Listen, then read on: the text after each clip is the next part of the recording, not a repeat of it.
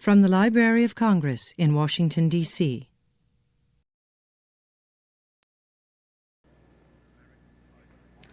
American poetry.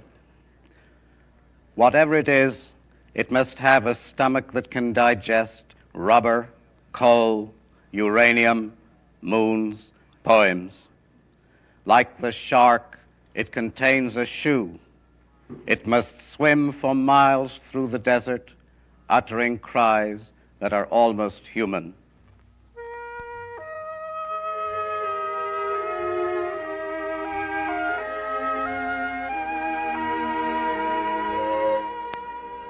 The Library of Congress and WETA present two American poets, James Wright and Louis Simpson, reading and discussing their poetry. The moderator is James Dickey, consultant in poetry to the Library of Congress.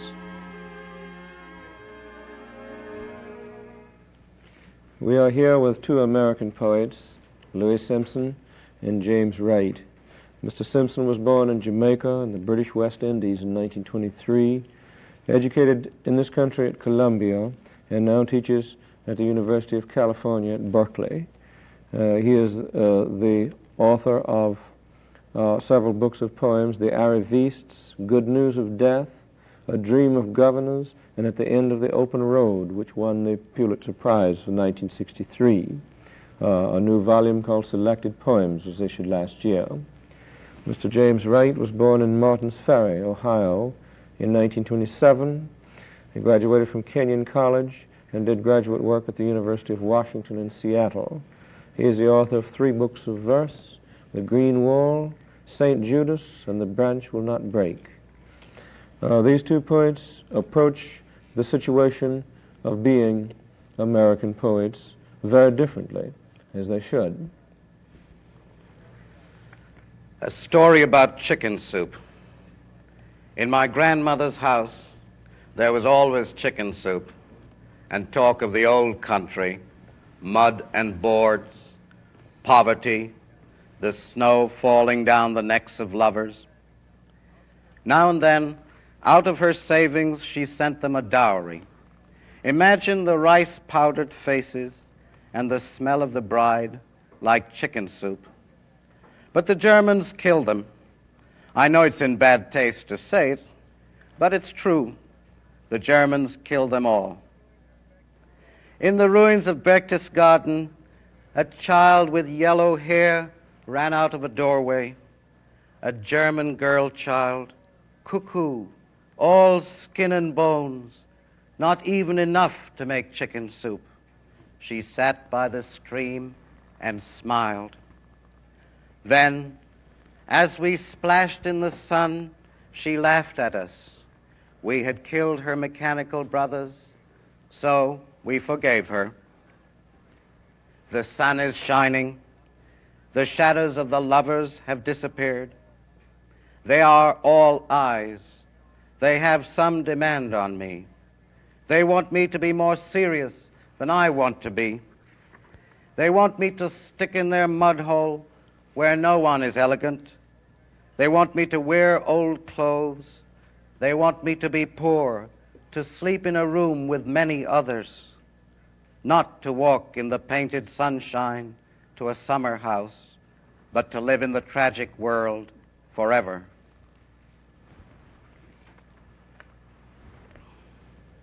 Louis, I want to ask if that poem is about America.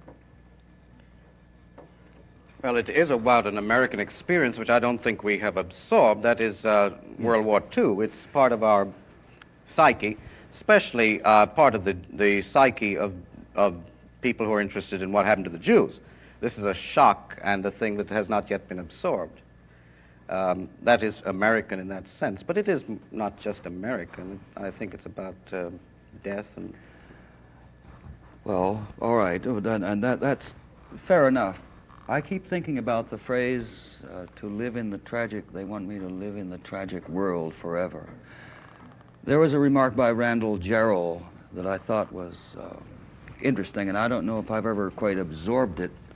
He said that we have an attempt to create a Native American poetry, by which I suppose he means we have an attempt on the part of our own imagination to come to terms with our real life. But he said that the farther back we get, that is, the closer, say it, in the American past, the closer to the American past we become, the more we find Europe coming up. Indeed. That was a strange... Well, they wouldn't agree with this in California, where I am. They wouldn't agree with it in California. No. Some of the poets there feel very much more strongly that they're turning to the east, and that's where their real connections are. When In you fact, say the East, you mean the Orient. the Orient, yes. Orient. I agree. I think America is becoming more European in some respects rather than less, in the tragic sense. What I like so much about that poem, Louis, is that it seems to me to be a very eloquent variation on the no man is an island idea. And there is a kind of feeling, an uneasy but very pervasive feeling among people in say, countries like America, which are affluent and so on, that they have bought their affluence at the price of somebody else's suffering. That we cannot simply walk in the painted sunshine. We are in some mysterious way, whether we like it or not, and usually we don't, connected with things that have happened before in other places that we have never seen. Isn't that what you mean? Yes, and you see, I don't think that feeling is something that you want. It's something that you have to have. Absolutely. I don't want to feel. I don't want to feel tragic. No. No. These are things that are forced upon you. Sure. I find this very, very moving poem, and I asked the question, first of all, is that an American poem or a European one? It seemed to me that it's intensely American in the very best sense that I know of. The American writers and the American thinkers that I do respect are the ones who have wakened out of this sort of daydream that we've had about the noble savage and all this kind of thing. A kind of spiritual isolationism. So that you're mentioning Berchtesgaden in it is something like so many American writers, and not only in war, You see, you have people, gone to Europe to discover. you two have an advantage I don't have. You were born here, and many things are American to you that you don't even recognize. And you've been through processes I never went through, and I had to try intellectually to get at it. There are things, for example, in your poems, It's a Jim, passion, though. your poems about the losers, as I think of them, are very American in a way I don't understand these people the way you do. Could we read? Please, do you think, Jim, please, go could ahead. you- Why don't you read the one on President Harding? Yes. The two poems on President Harding.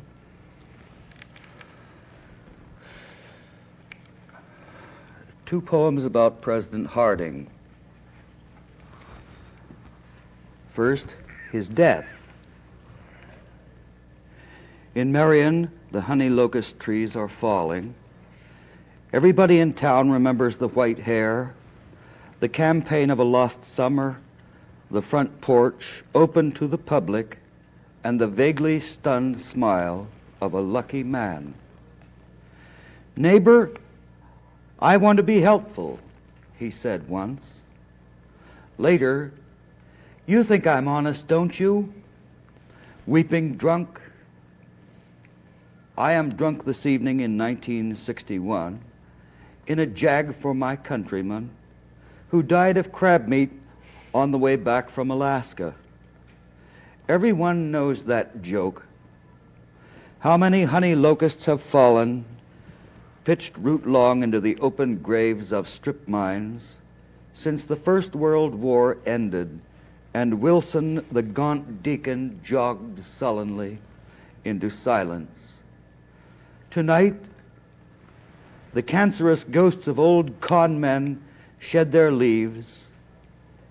For a proud man lost between the turnpike near Cleveland and the chiropractor's signs looming among dead mulberry trees, there is no place left to go but home. Warren lacks mentality, one of his friends said. Yet he was beautiful. He was the snowfall turned to white stallion standing still under dark elm trees. He died in public. He claimed the secret right to be ashamed. And second, his tomb in Ohio. The epigraphs, H.L. Mencken's remark on William Jennings Bryan. He died of a busted gut. 100 slag piles north of us, at the mercy of the moon and rain, he lies in his ridiculous tomb, our fellow citizen. No, I have never seen that place where many shadows of faceless thieves chuckle and stumble and embrace on beer cans, stogie butts, and graves. One holiday, one rainy week, after the country fell apart, Hoover and Coolidge came to speak and snivel about his broken heart. His grave, a huge absurdity, embarrassed cops and visitors. Hoover and Coolidge crept away by night, and women closed their doors. Now junkmen call their children in. Before they catch their death of cold, young lovers let the moon begin its quick spring, and the day grows old. The mean one-legger who rakes up leaves has chased the loafers out of the park. Minigan Leonard half believes in God, and the pool room goes dark. America goes on, laughing, and Harding was a fool. Even his big pretentious stone lays him bare to ridicule. I know it, but don't look at me. By God, I didn't start this mess. Whatever moon and rain may be, the hearts of men are merciless. The question I have is, I think I understand that poem. It's about innocence, in a sense. This is what you love about Harding, who seems so very unlovable to me. Yes. But it is innocence. And the other thing I want to bring up, though, is question of rhythm, because I believe that this is what makes a poet. I think that at the middle of a poet is a sense of rhythm, and this is more important. If you can put one thing first and another thing second, I think this is the quality that makes poetry. And you have two completely different rhythms in that one poem. One is what I suppose you'd call free verse, and the other is a very powerful, what is it, a tetrameter, or is it a trimeter? Tetrameters. Beat. How do you feel about this question of rhythm as a poet? Is this essential to you, Jim? As it? Absolutely. Poetry comes to me, first of all, through its sound, and sound also implies the development of a thing, too. I wanted to have, in this poem, to have a very, very formal and dignified rhythm, if I could get it, to try to show my respect for Harding. The poem isn't simply about Harding. Of course, it's about Americans who are caught in some kind of dream and are suddenly thrust into reality. And he couldn't take it. All right, but not very many Americans have been able to take it. But I wanted to have a formal rhythm to express my feeling about his dignity. Jim, I didn't want it to be pitying him. It's not exactly that. No, it isn't exactly. But what surely one does feel pity for Harding. There is a kind of paradox of this very beautiful, handsome, classic-featured person who looks like almost anyone's ideal of a successful man and a leader of nations, a leader of men, who is actually a tool of the machines, a pathetic tool of the political machines, and is broken as a human being by this kind of dichotomy between what he seems to be and what he really is. This seems to me to say some very powerful and effective things about American life. There is in your poems, and I think this is the thing that really gives them their motive power and their drive, Jim, an understanding of failure. The only other American poet that has anything comparable to it, in my opinion, is Edwin Arlington Robinson, who approaches the subject of human failure from a different standpoint. These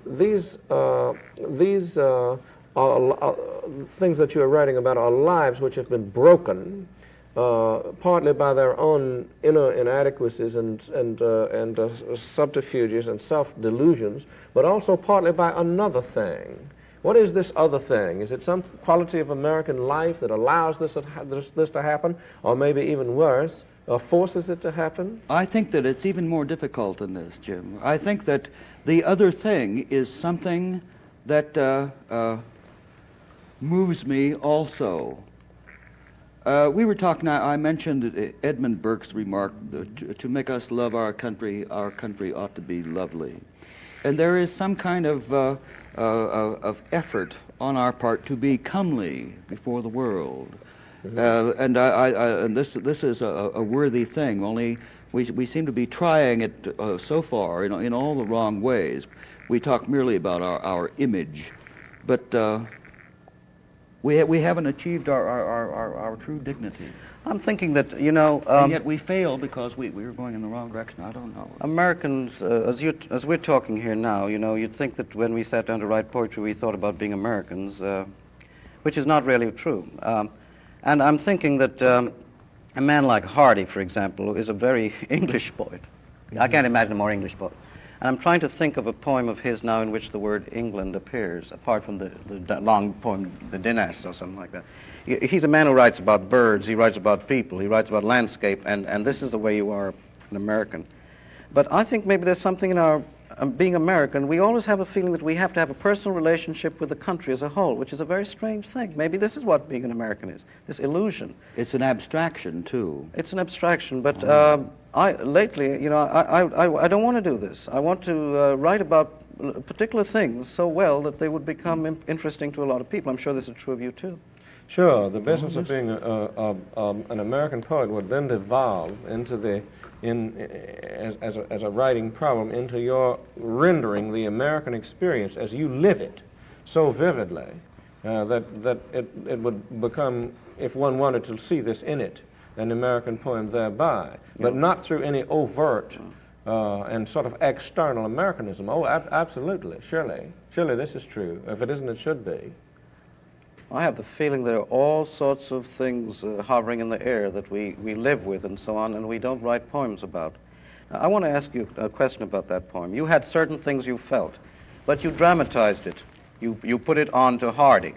Now, this seems to me to be not the typical operation today among many poets. Today we live in a period when sincerity is the word, sincerity is the rage. You just come directly out, and you pour in a lyric outpouring your own to things directly at the audience, and confessional poetry, I call it. And but you go through a different thing. You put an object in between yourself and the man listening, a character, Harding. And this is, I think, a not too fashionable way of doing it nowadays. Do you feel this, or no? I think that you're right, and I'm tired of that confessional sort of poetry. I think that this is essentially dramatic. It's a dramatic gesture. It's a dramatic device. I tend to The poem distrust, isn't about Harding. The sincerity. poem is about myself. I tend to distrust sincerity when it comes directly at me. I'm not so sure it's so sincere. When it declares it is. Yes, And when it says, I'm going to tell you the whole truth that's about myself. like that New York remark that Jim hates. So what is that?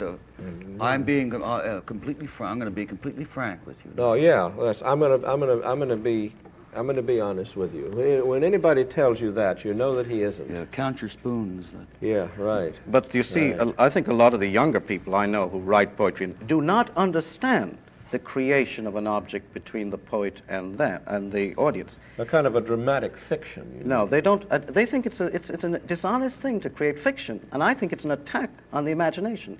I think it's a Puritanism, which is a direct attack upon the greatest thing I think poetry has, besides rhythm, is imagination. Is to create a world which is not the world we see around us, or even directly feel ourselves. It seems to me that I know from my own personal experience, the poets I like the best are the ones that create the most superb lies. Yes. I remember a remark that I once read attributed to Pablo Picasso, who said, art is a lie which makes us see the truth. It's not so much the truth of it that I care for. It's the magnificent creation of a personal mythos the great artist. Nietzsche said, for example, that no true artist would tolerate for 1 minute the world as it is. He wants to make it like he wants it. Speaking about people who create a personal mythos, and also about this whole problem, Louis, couldn't we hear that poem of yours, the Walt Whitman? This bears directly on what Yes, we've been talking it's about. right at the heart of it, I think. Very much so. Walt Whitman at Bear Mountain. There's an epigraph from Gasset. Life which does not give the preference to any other life of any previous period, which therefore prefers its own existence. Neither on horseback nor seated, but like himself, squarely on 2 feet, the poet of death and lilacs loafs by the footpath. Even the bronze looks alive where it is folded like cloth, and he seems friendly. Where is the Mississippi panorama and the girl who played the piano? Where are you, Walt? The open road goes to the used car lot. Where is the nation you promised? These houses built of wood sustain colossal snows, and the light above the street is sick to death. As for the people, see how they neglect you. Only a poet pauses to read the inscription. I am here, he answered. It seems you have found me out. Yet, did I not warn you that it was myself I advertised? Were my words not sufficiently plain? I gave no prescriptions, and those who have taken my moods for prophecies mistake the matter. Then, vastly amused, why do you reproach me? I freely confess I am wholly disreputable, yet I am happy because you have found me out. A crocodile in wrinkled metal loafing. Then all the realtors, pickpockets, salesmen, and the actors performing official scenarios turned a deaf ear, for they had contracted American dreams. But the man who keeps a store on a lonely road, and the housewife who knows she's dumb, and the earth are relieved. All that grave weight of America canceled like Greece and Rome, the future in ruins, the castles, the prisons, the cathedrals unbuilding, and roses blossoming from the stones that are not there. The clouds are lifting from the high Sierras, the bay mists clearing, and the angel in the gate, the flowering plum, dances like Italy, imagining red.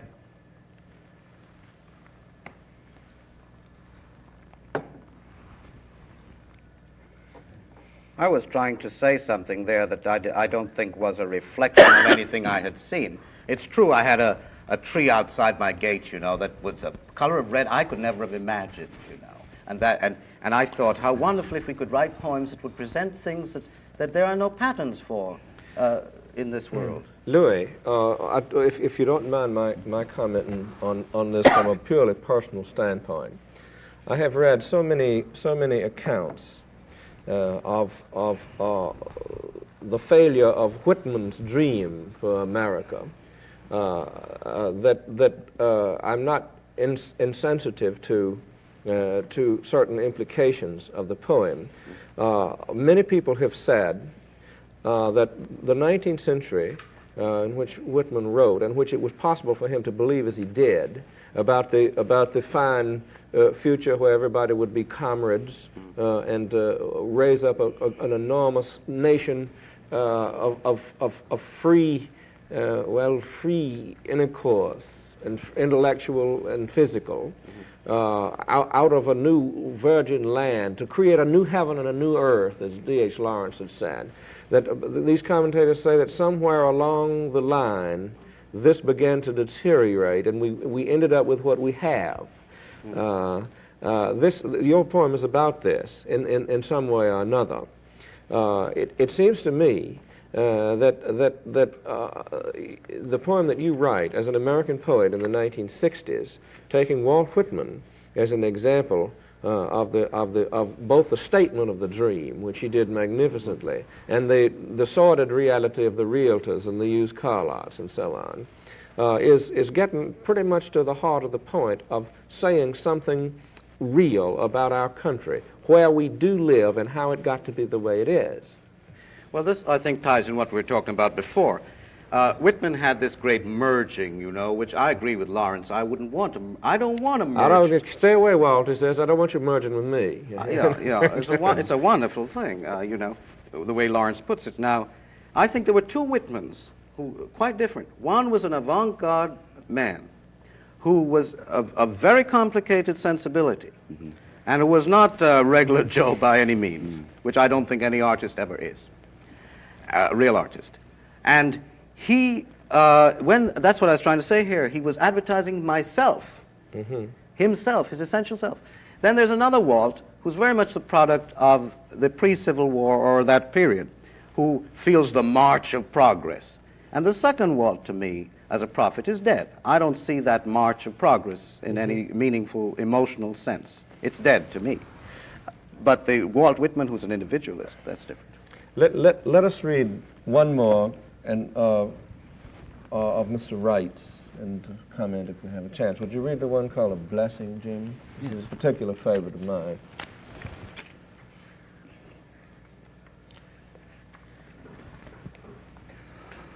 A blessing. Just off the highway to Rochester, Minnesota, twilight bounds softly forth on the grass, and the eyes of those two Indian ponies darken with kindness. They have come gladly out of the willows to welcome my friend and me. We step over the barbed wire into the pasture where they have been grazing all day alone. They ripple tensely. They can hardly contain their happiness that we have come. They bow shyly as wet swans. They love each other. There is no loneliness like theirs. At home once more, they begin munching the young tufts of spring in the darkness.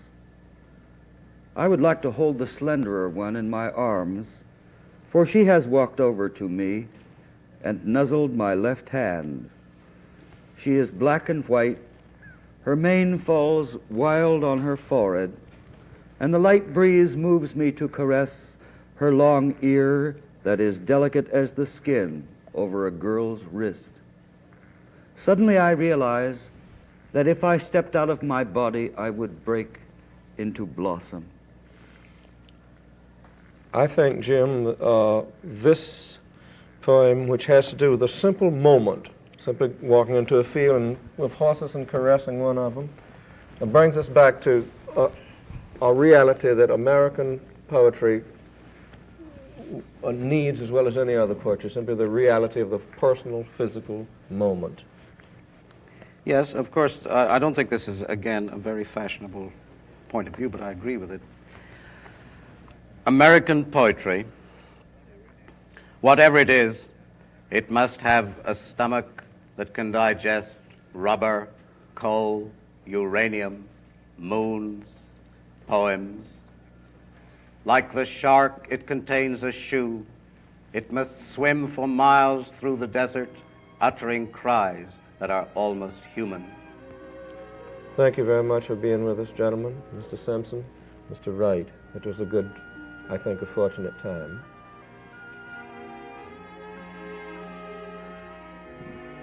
Two American Poets, featuring James Wright and Louis Simpson, has been presented under the auspices of the Gertrude Clark Whitall Poetry and Literature Fund, in cooperation with the Library of Congress.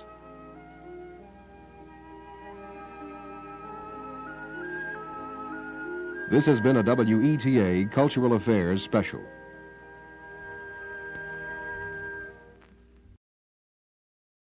This has been a presentation of the Library of Congress. Visit us at loc.gov.